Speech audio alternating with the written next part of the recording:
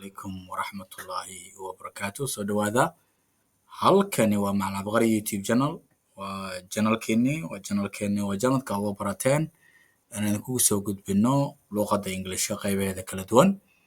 Haddaba dhammaan bulshada Soomaaliyeed ee kala duwan ee ku taxan channelkan iyo dhammaan bulshada kale ee dareynaysa inay ka faideysato channelkan waan idin soo dhaweynaynaa dhammaantiin. Inta nagu xiranna waxaan jecelnahay insha Allah si inay share garayso gaarsiiso bulshada kale ee dareynaysa si free ah inay luuqada uga faa'iideystaan channelkan. Waa Macalin Abqari oo idin leh soo dhawaada. Aad baan idin salaamayaa. idinkuna waxaan kaga mahadcelinaynaa dhammaan bulshada nagu taxnayd oo sida joogta u rukumatay inay helaan duruusta sida freega ah ay uga faa'iideysanayaan luuqada Englishka. aad baad mahadsantihiin. waxaan ka codsanaynaa marka bulshada kale ee Soomaaliyeed ee daneynaysa aadka u jecel in maaragtay ka faa'iideystaan channelkan inaad gaarsiisaan kuna gaarsiisaan inaad share garaysaan subscribe garaysaan like-tana ugu dadaashaan insha Allah si bulshada kale u gaarto. halkani waa Macalin Abqari YouTube channel. waa Ustad Abqari Ustad Abqari oo idiin soo gudbinaya buuggii vocabulary-ga ahaa ee inoo socday loona yaqaanay 4000 essential English words-ka. buuggu wuxuu ka kooban yahay ilaa 6 buug oo ka kooban yahay. marka sida caadiga ah Abqari Online Academy ayaan ku bixinaa isagoo 6diisa dhammaystiran. buug kasta 6dan wuxuu ka kooban yahay 30 unit uu ka kooban yahay.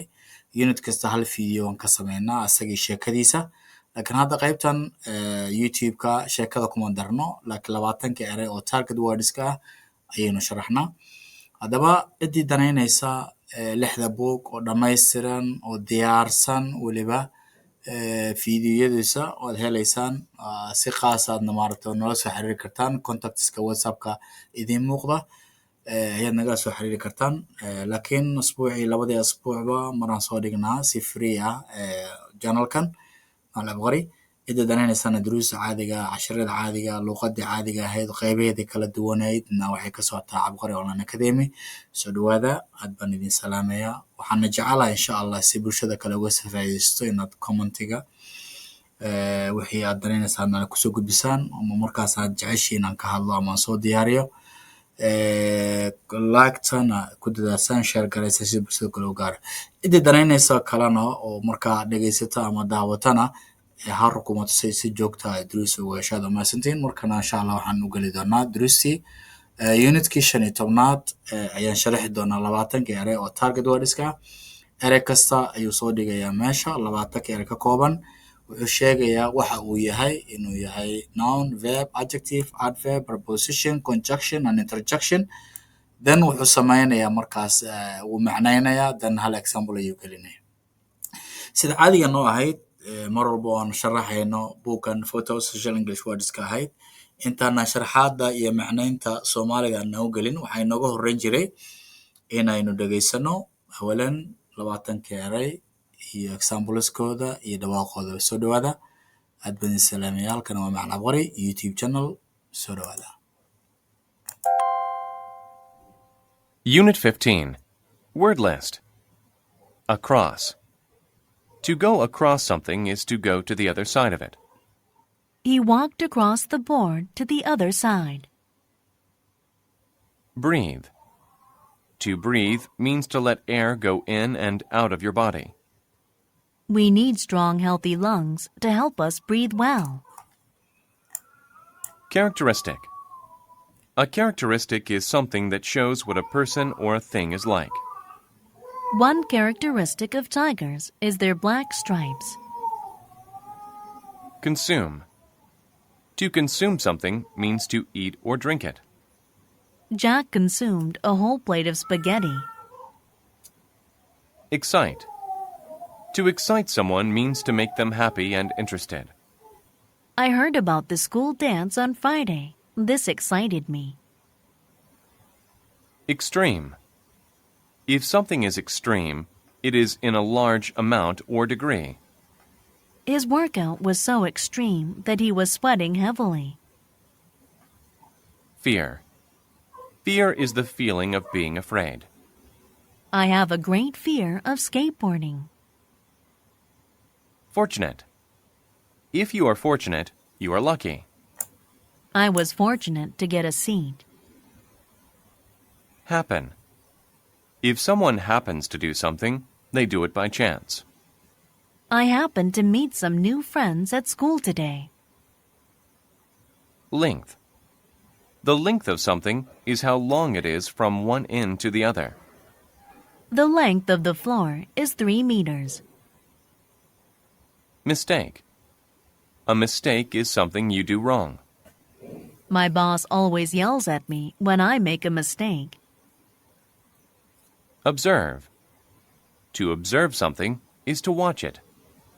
Ryan observed the sun rising over the mountains. Opportunity. An opportunity is a chance to do something. I had an opportunity to take pictures in the jungle. Prize. A prize is something of value that is given to the winner.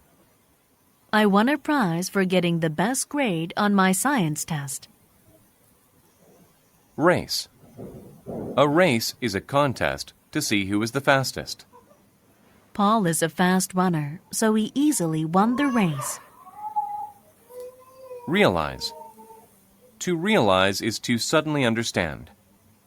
After I left my house, I realized that I left the light on. Respond. To respond is to give an answer to what someone else said. When the teacher asked the question, we all responded. Risk. A risk is a chance of something bad happening. I took a risk and climbed the snowy mountain. Wonder. To wonder is to ask yourself questions or have a need to know. The young mother wondered if she'd have a boy or a girl.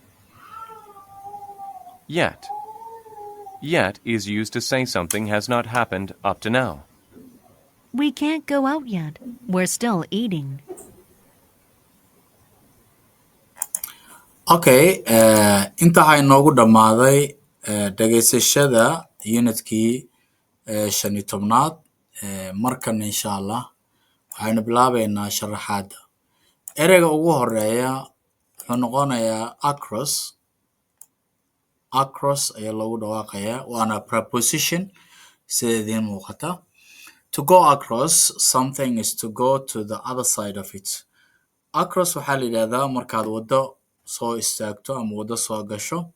Waddada markaad go straight toos u aadayso, toos u raacaysa waddada, iyo markaa waddada goynaysa. Marka across waa goyn, waa jarid waay.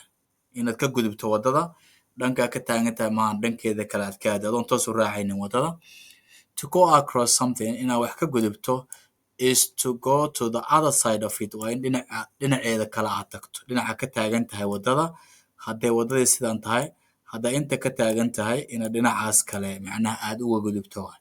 Laakiin markaa waddada inta ka taagan tahay ee aad ku socoto, way ka duwan tahay across. Marka to go across something, inaad wax ka gudubto, is to go to other side of it.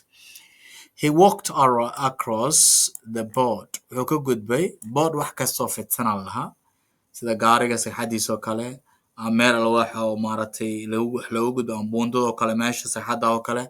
Marka he walked across the board to other side. Wuxuu ka gudbaa la yidhi boardka meeshii fidsanayd, wuxuuna u gudbay dhanka kale. Ereygan waa breath, waa neefsasho waay. Neef qaadid waaye breath. To breathe means inaad neefsato ama neef qaado. Macnaheedu waxa waaye to let air go in or out of your body. Macnaha waa in hawo ay ka soo baxdo jirkaaga.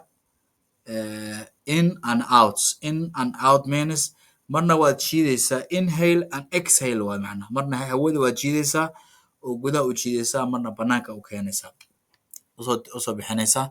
Marka breath waa neefsasho. We need, waxaan u baahannahay strong healthy lungs. Ereyga healthy waa caafimaad qaba, strong waa xoogan, lengthna waa maxay? Waa sanbaba xoogan oo caafimaad qaba ayaan u baahannahay. To help ee naga caawiya us inaga to breathe well, inaan si fiican u neef qaadno ama u neefsano macnaha. On inhale and exhale ku samayno. and we need a strong healthy lungs waxaan u baahanahay sanbaba caafimaad qaba awood leh to help us naga caawiya breath well inaan si fiican u neefsano. ereyga xiga waa characteristics, sifaad waa sifo qofka ama shaygu leeyahay. The characteristics is something waa wax that shows muujiya what a person or thing is like, waxa qofka ama shaygu yahay waa sifaad, marka sifaad waaye.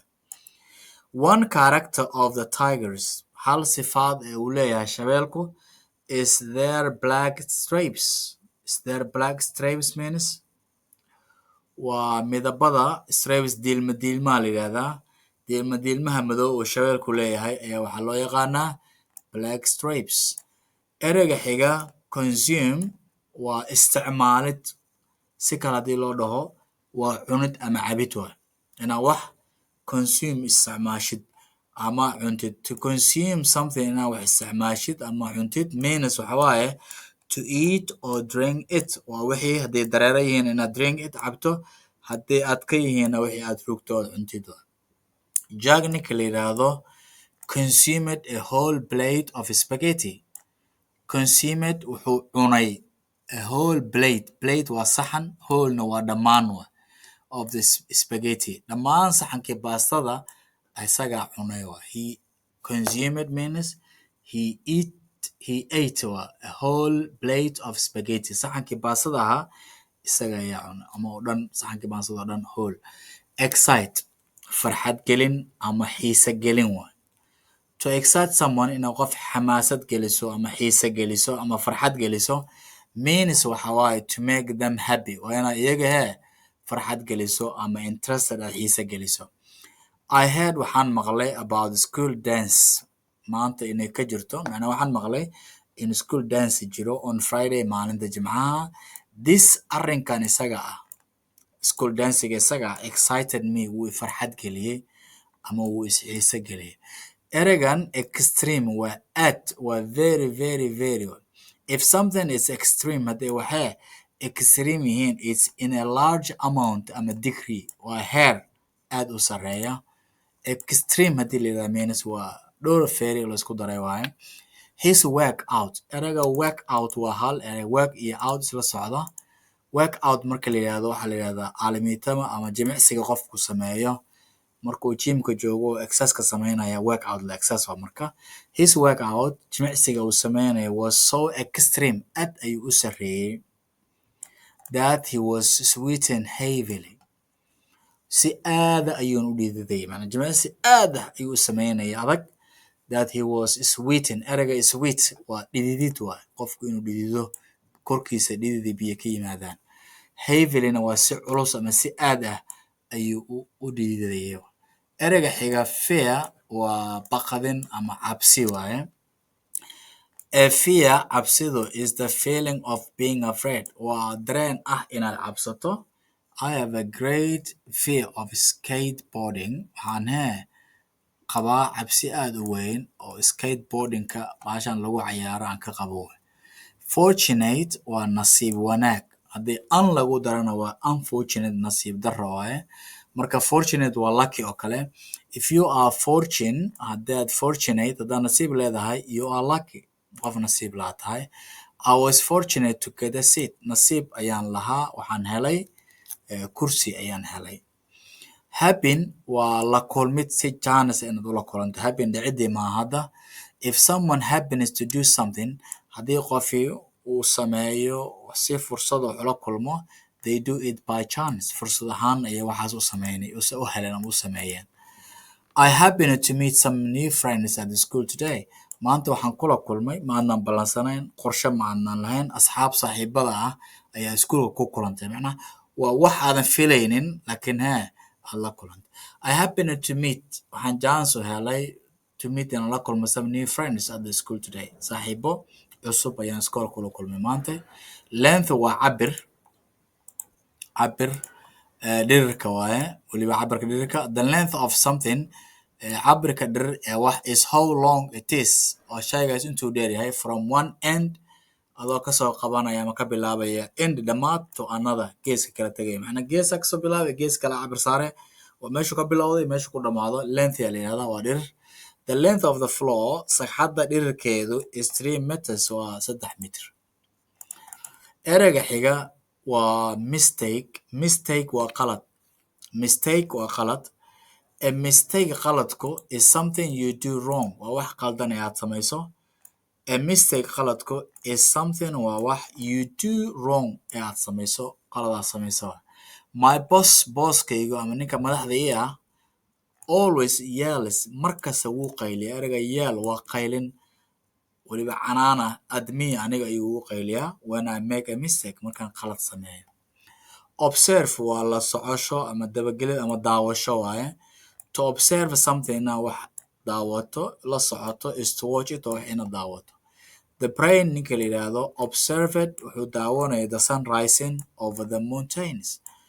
Rising oo qoraxda oo soo baxaysa over the mountains, buurta dusheeda ka soo baxaysa ayuu daawaday.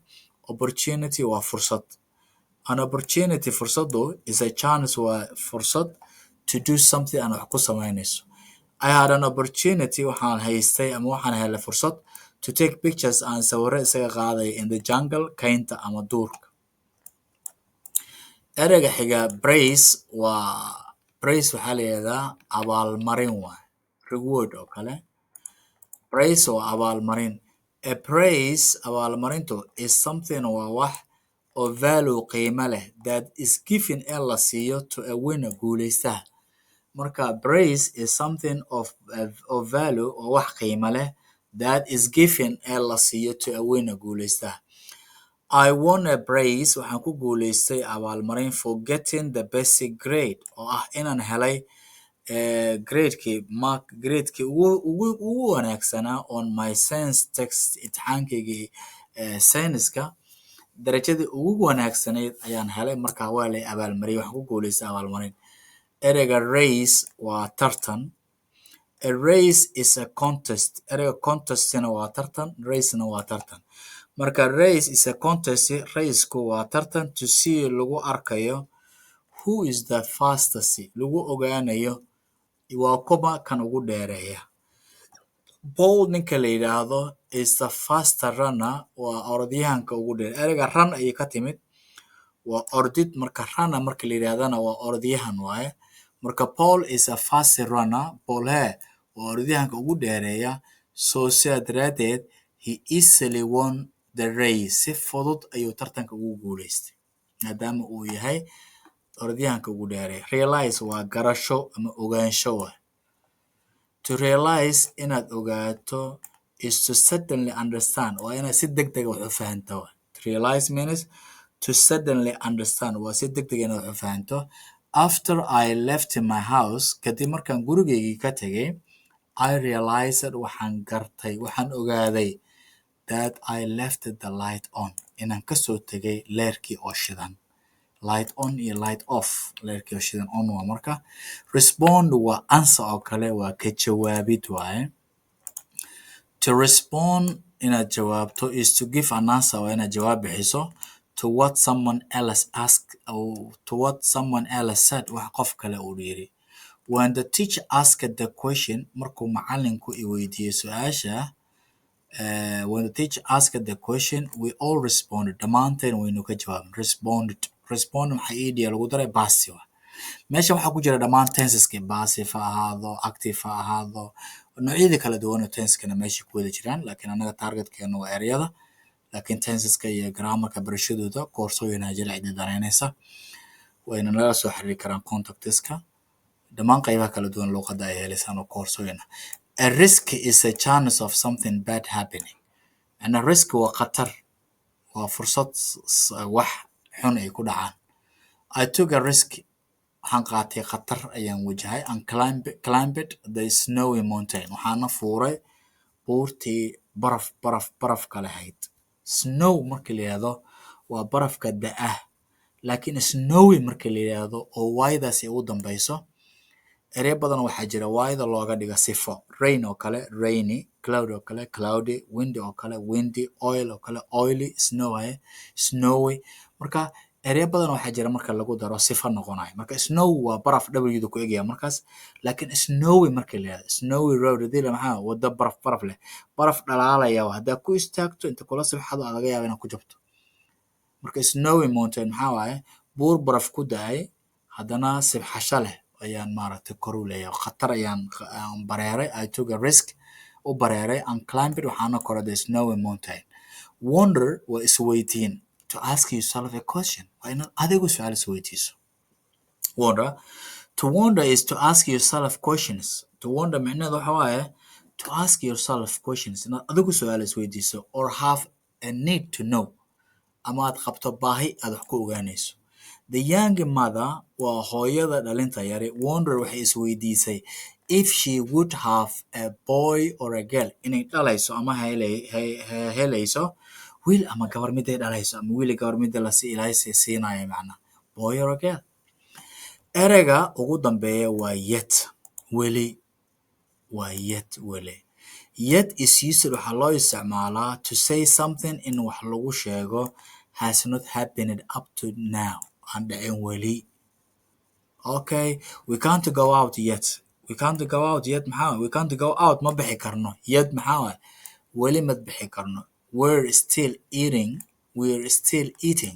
weli ma bixi karno we are still eating we're maxaa waaye waxaa la gaabshaa waxa la yidhaha contraction a jira weertaas waa we iyo are la gaabshay waaye we are were you are your they are there he is his she's mana contraction of verbs a jira ama negative contraction a jira ama affirmative contraction a jira do not don't does not doesn't cannot can't will not won't shall not shan't qolinkaas oo kale waa negative contraction waa laakiin affirmative contraction aa la yidhahdaa haddaba marka waxaa halkaa inoogu dhammaaday 20kii erey macnoontooda marka qaybta youtube-ka kuma darno sheekada sharxaadeeda iyo macnaha iyo dhawaaqeedaba iyo kuma darno laakiin casharada caadiga ah waad naga helaysaan 6 book oo diyaarsan oo book walba 30 unit ka kooban yahay unit kasta hal video ah ayaad helaysaan waana lacag waana budget wax badan maaha marka soo dhawaada halkan waa Macalin Abqari YouTube channel